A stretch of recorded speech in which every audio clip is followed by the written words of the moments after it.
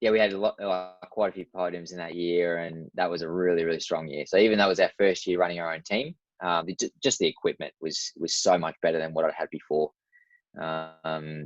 So it was a big learning curve, that part of it. But yeah, we definitely saw the results. We had some support from Walkinshaw, but we basically put together our own little group.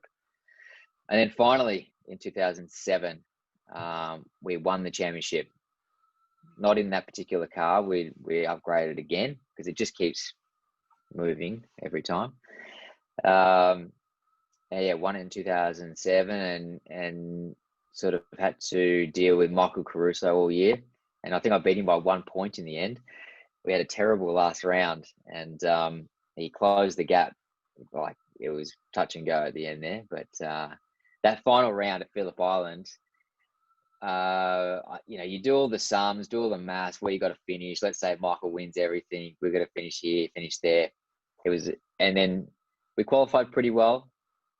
And then in the race, there was Darwood, John O'Webb having this ding-dong battle in front of me.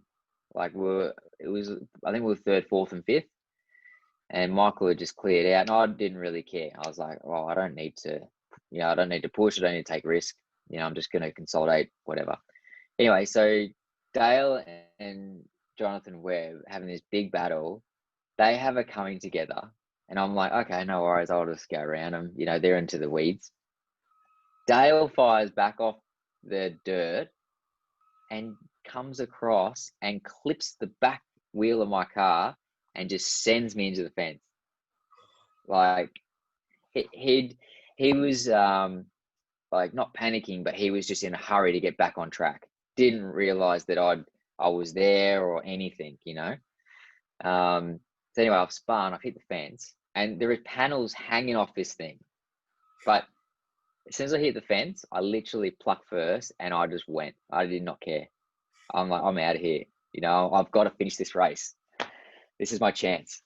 And we were so lucky because there was still quite a few laps to go, and there was panels hanging off the car. And really, I think they should have black flagged us, but they decided not to, and I got away with it. That was, like, in my career, that was a big moment because we had done it as a family and we'd sort of done it ourselves. And you're up against some big teams, Brad Jones Racing, Tickford at the time, or FPR with Caruso. There was Triple Eight, were I think running Luffy's car, or they had part of it.